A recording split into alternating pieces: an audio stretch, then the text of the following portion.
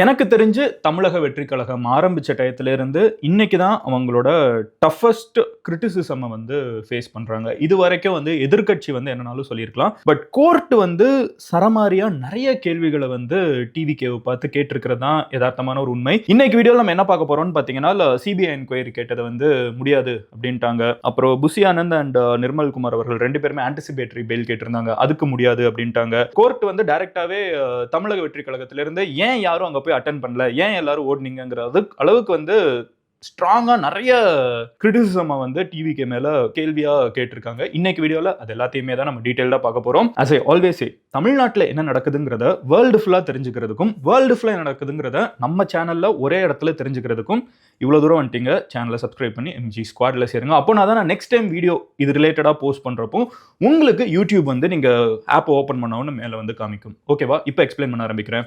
Hello everyone, நான் Madan Gowri and hello my dear MG squad. Hello everyone, I'm Madan Gauri. Hello my dear MG Squad. So first இன்னைக்கு என்ன நடந்திருக்கு அப்படின்னு பார்த்தீங்கன்னா, at least 3 major earrings வந்து இன்னைக்கு கரூரில் நடந்த அசம்பாவிதம் ரிலேட்டடாக நடந்திருக்குது. ஒன்று என்ன அப்படின்னு பார்த்தீங்கன்னா, சிபிஐ என்கொயரி வேணும் அப்படின்னு சொல்லி கேட்ட ஒரு பர்டிகுலர் வழக்கு.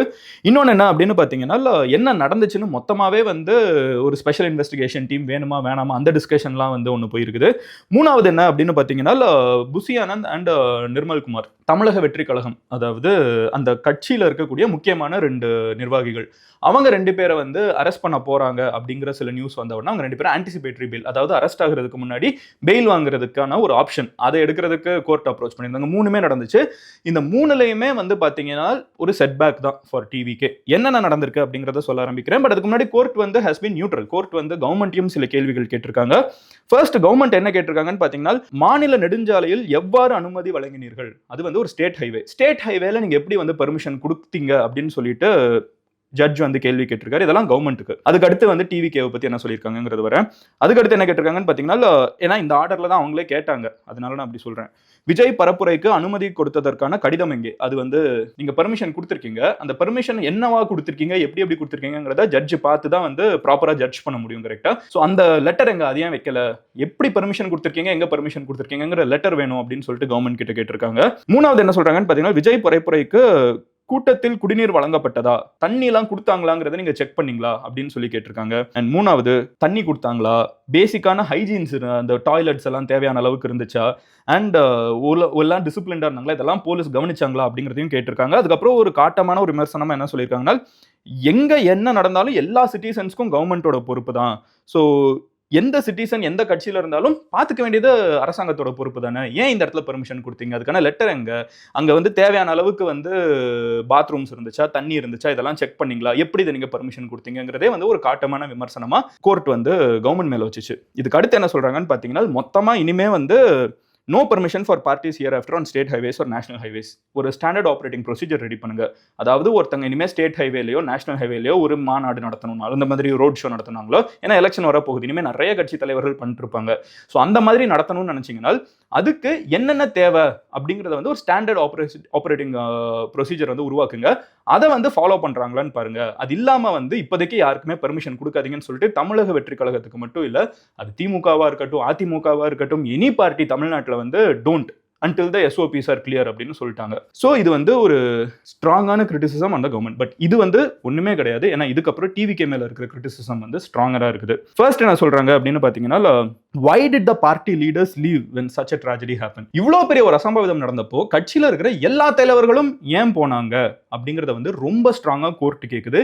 இன்ஃபேக்ட் ஒரு ஸ்டெப் வந்து அவங்க இன்னும் ஸ்ட்ராங்கரா என்ன சொல்றாங்கன்னு ஒரு கிரிட்டிசிசமா என்ன வைக்கிறாங்கன்னா, இது வந்து ஒரு தலைமைக்கான பண்பா அப்படிங்கிறது கூட, லீடர்ஷிப் குவாலிட்டியா இது அப்படிங்கறத கூட வந்து கோர்ட் வந்து கேக்குது. அடுத்து என்ன சொல்றாங்கன்னா, நான் வீடியோஸ்ல எல்லாம் பாக்குறப்போ ஒரு பைக் வந்து அந்த தமிழக வெற்றி கழகம் அந்த பஸ், மெயினா வந்து பெரிய பஸ் வந்து டிராவல் பண்ணிட்டு இருக்கப்போ பைக் வந்து ஒரு பையன் வந்து தட்டி விழுகிறத பார்க்க முடியுது.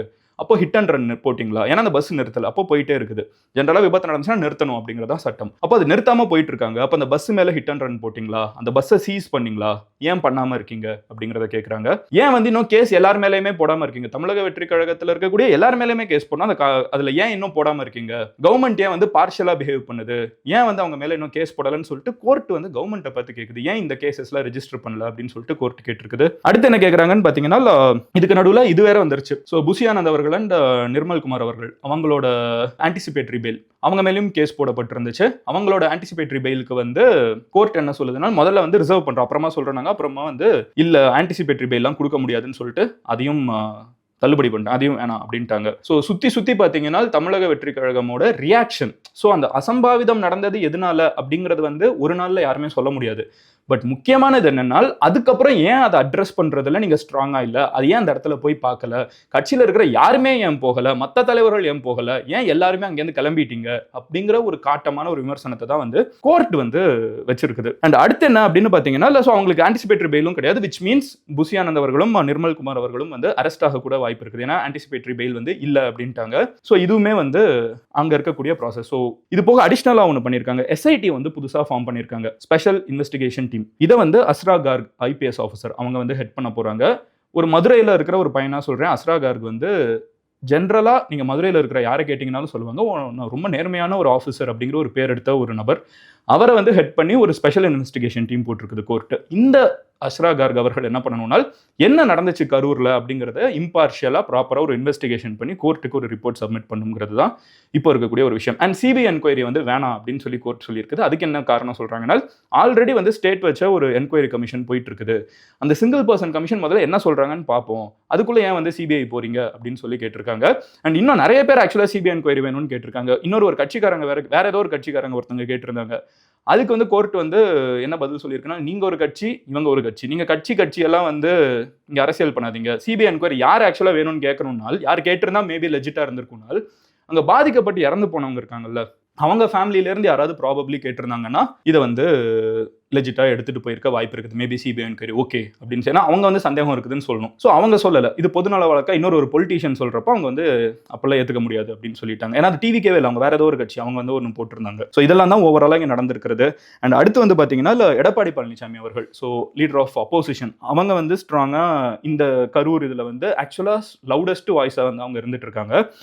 அவங்க வந்து கவர்மெண்ட் கிரிட்டிசைஸ் பண்ணியிருக்காங்க. அவங்க என்ன கேட்டிருக்காங்கன்னா, கள்ளக்குறிச்சியில் வந்து 68 பேர் செத்தப்போ ஏன் சீஃப் மினிஸ்டர் போல, ஏன் எந்த மினிஸ்டரும் போல, இப்போ வந்து கரூர்ல வந்து இறந்ததுக்கு மட்டும் ஏன் இத்தனை பேர் அன்னைக்கே போய் நின்னீங்க, ஏன்னா இது ஒரு அரசியலா பண்ண பாக்குறீங்க, ஏன்னா இதுதான் சான்ஸ், எலெக்ஷன் வருது, அதனால தான் நீங்க போய் நிக்கிறீங்களே தவிர உங்களுக்கு அதை தாண்டிலாம் வேற ஒன்றும் கிடையாது, அரசியல் நோக்கத்தோட நீங்க கரூர் அப்ரோச் பண்றீங்க அப்படின்னு சொல்லிட்டு எடப்பாடி அவர்கள் வந்து கவர்மெண்ட் கிரிட்டிசைஸ் பண்ணியிருக்காரு.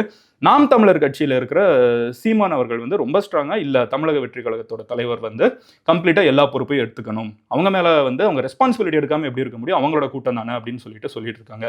ஆக்சுவலா இதெல்லாம் நடந்திருக்கிறது. இப்போ நான் என் ஒப்பீனியனை சொல்றேன். தமிழ்நாடு பொலிட்டிக்கல் லேண்ட்ஸ்கேப் நீங்க பாத்தீங்கன்னா, ஒரு சைடு வந்து ஃபுல்லா டிவிகேவுக்கு சப்போர்ட்னு கூட இல்லை, டிவிகேவோட தரப்பை வந்து டிஸ்கஸ் பண்ணக்கூடிய பார்ட்டிஸா வந்து ஒரு சைடு ஏடிஎம்கே வந்து அவங்கள இதுல எங்களுக்கு வந்து இல்லை, எங்களுக்கு இன்னும் கேள்வி இருக்குதுன்னு சொல்லக்கூடியதா வந்து பிஜேபி ஏடிஎம்கே அப்படி மாறிட்டு இருக்காங்க.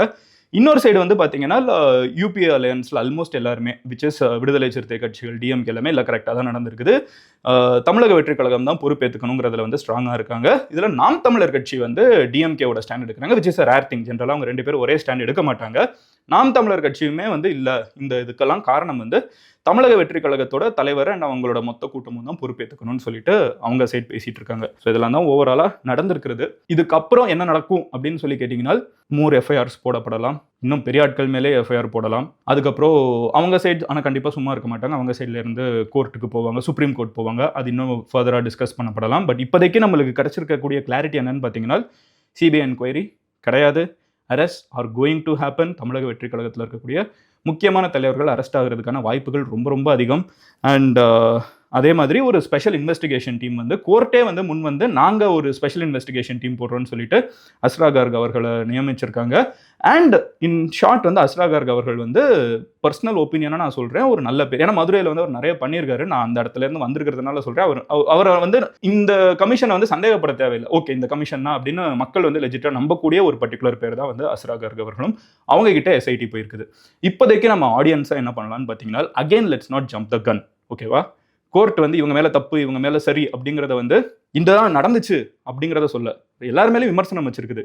நீங்க ஏன் பெர்மிஷன் கொடுத்தீங்கன்னு கவர்மெண்ட் கிட்ட கேட்ட மாதிரியே இங்க தமிழக வெற்றி கழகத்துல இருந்து ஏன் யாருமே அங்க இல்ல, இது லீடர்ஷிப்பா, நீங்க இங்க இருந்து ஓடுறீங்க அப்படிங்கிற ஒரு இது ரொம்ப பெரிய கேள்வி. இது ஒரு லீடர்ஷிப்பானே வந்து கோர்ட் வந்து கேட்டிருக்குது. அந்த அளவுக்கு ஸ்ட்ராங்கான வேர்ட்ஸை யூஸ் பண்ணியிருக்காங்க.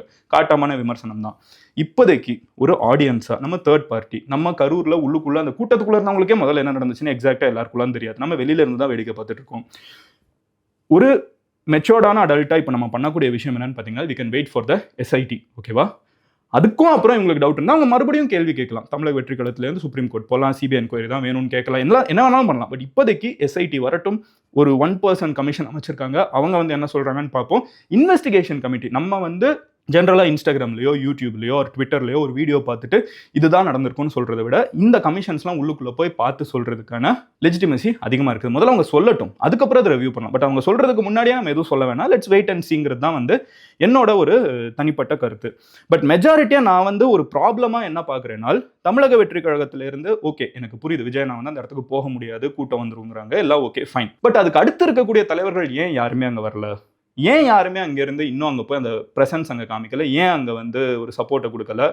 அவர் இங்கேருந்து வந்து ஒரு அஞ்சலி அனுசரிக்கல? அந்த மாதிரி நிறைய கேள்விகள் தான் வந்து அதிகமாக அகெயின்ஸ்டாக கேட்கப்பட்டு இருக்கிற ஒரு விஷயம். அவங்களுக்கு டைம் கொடுக்கணும் எல்லாம். But it's been more than a week no. I think it's been a week no. சனிக்கிழமை நடந்துச்சா, இப்போ வந்து ஃப்ரைடே. ஸோ அப்போ ஏன் வந்து இவங்க சைட்லேருந்து யாரும் வெளியே வந்து வேற யாருமே வரல அப்படிங்கிறதான் வந்து மிகப்பெரிய கிரிட்டிசிசமாக வைக்கப்பட்டு இருக்குது. எனக்கு தெரிஞ்சு ஹேண்ட்லிங் ஆஃப் ப்ராப்ளம் இருக்குல்ல, ஒரு கெயாஸ் அப்படின்னு ஒன்று சொல்லுவாங்க. கெயாஸ்னா வந்து ஒரு பெரிய பிரச்சனை நடந்துட்டு இருக்கப்போ தான் தலைவர்கள் வந்து உருவாவாங்க. இந்த இடத்துல ஒரு பெரிய கெயாஸ் இருக்குது.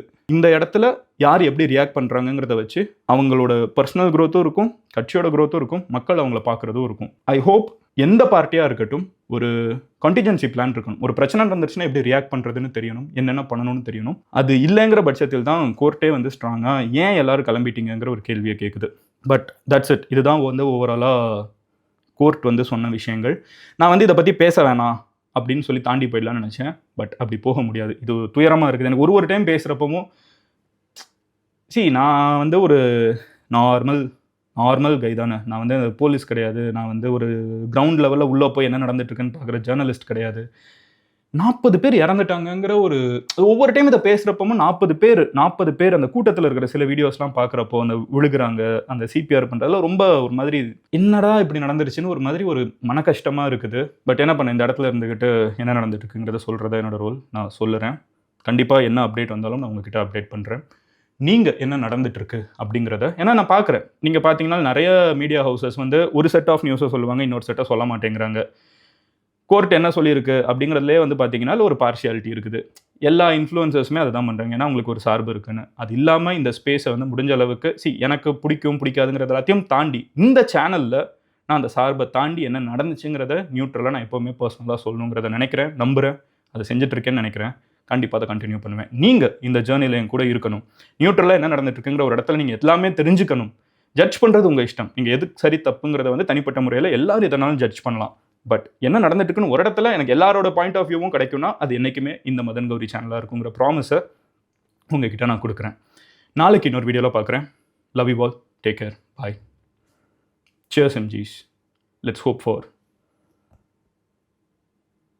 politics that does not involve death. அது எந்த சைடு இருந்தாலும் சரி கஷ்டமாக இருக்குது. பாய்.